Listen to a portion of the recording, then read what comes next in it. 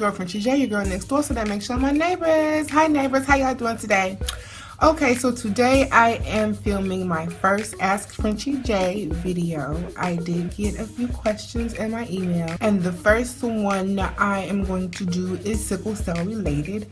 So this will be a sickle cell Askfrenchij, and if you have sickle cell, I am so excited because I hadn't posted anything recently about sickle cell, just specifically since my last hospital visit, which was Valentine's Day. And I am also going to be posting my recent hospital visit, which was yesterday, so stay tuned for that. I didn't vlog much, but I just want to update you guys. But the email I'm going to be doing today is from one of my neighbors, and this is what she asked. Frenchij, I have sickle cell SS, and this will be my first time on a plane. I just wanted to know, have you ever flown before? And if so, how was it? Because I hear the altitude messes with our blood, and I'm super nervous because I don't want to break out to a full-blown crisis up in the clouds to go on my vacation destination wedding, because that would just be the worst time and miserable. So, to answer this particular question, yes, I have flown twice to be exact. Once was when I was a kid. I had to be about 4 or 5 maybe, and I flew from North Carolina to Oklahoma, and I think it was one connecting flight. And at that time, being a kid, I don't really remember having any problems or having any issues with that particular flight, and I'm sure I would remember being so young if I did have any complications. This last flight I took was back in 2009, and I was pregnant at the time, and it was a 45-minute flight from North Carolina to New Jersey, and that flight wasn't bad either. However, it was only 45 minutes. I did ask my doctor about how I should, what I should do, what are the precautions I need to take as far as flying. He said to me, since it was only it was less than an hour, that I shouldn't have anything to worry about. But I still went ahead and did my own research anyway, because I wanted to know more in detail what I should do if anything were to happen on the plane. And of course, I'm not sure what the stipulations are. Things were still strict back then because of 9/11, but I'm not sure as far as what you can take medicine-wise on the plane. So, child, I'm not trying to go to jail for having some, pain medicine on me. So, what I suggested for her to do was, first off, you have to know your body, and you're not gonna know your body on a plane if you don't fly frequently. However, you know your body from day to day, and you know when you are in pain and when you are not in pain. So you're already going to be nervous because it's a flight. Who's not going to be nervous getting on a plane? I don't care if you fly a million times a year. I don't care if you fly for work every day, because people do that. They commute every day on flights to go to work. But when you wake up, see how you feel. See how you feel. If you already know you're going to be nervous, if you have something, I would take something to help you relax. If you're over 21, take a little drink before you get on the plane, okay? I'm not promoting drinking, but I'm just saying, like, you have to do what you have to do to relax yourself first. Secondly, I would keep my medicine close by, or I would even call the airlines, the airports, or who you're flying with, and just tell them, hi, I have sickle cell. I'm sure people with diabetes who need their shots on a long plane have certain precautions they need to take. So they have to call the airlines to find out how is it possible for you to get on board with your medication. I would definitely do that, because if you're traveling for, let's say, 5 or 6 hours, it could be very possible for you to have a crisis on the plane. And the reason for us sicklers why flying could be an issue is because of the high altitude. The high altitude takes oxygen away from our blood, which can cause our red blood cells to sickle, and we could go into crisis up in the air because we're not getting enough oxygen. So a long flight definitely could be problematic. But in doing research, they always tell you don't sit still the whole 4, 5, 6 hours. Get up, walk back and forth to the bathroom often. It's good to get I know everybody likes their window seat, but it's good to have an outside seat so you don't have to cross anybody. And I've never been on a plane where I just see people getting up, walking. They usually go to sleep, listen to music, occupying themselves with a crossword puzzle or something. But in our case, you're going to have to make a few trips to the bathroom because you need to get up and at least once every hour, I would say every 30 minutes, to circulate your blood.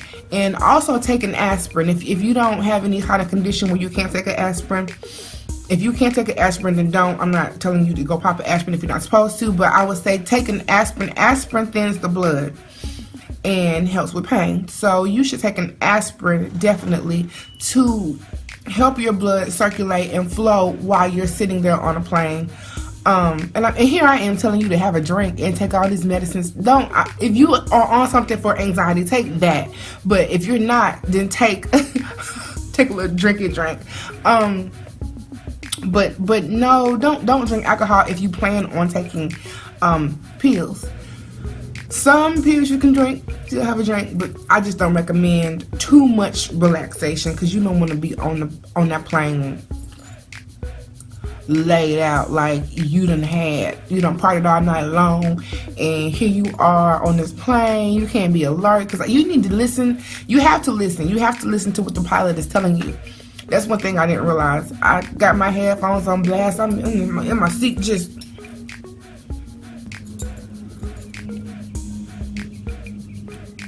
Boop!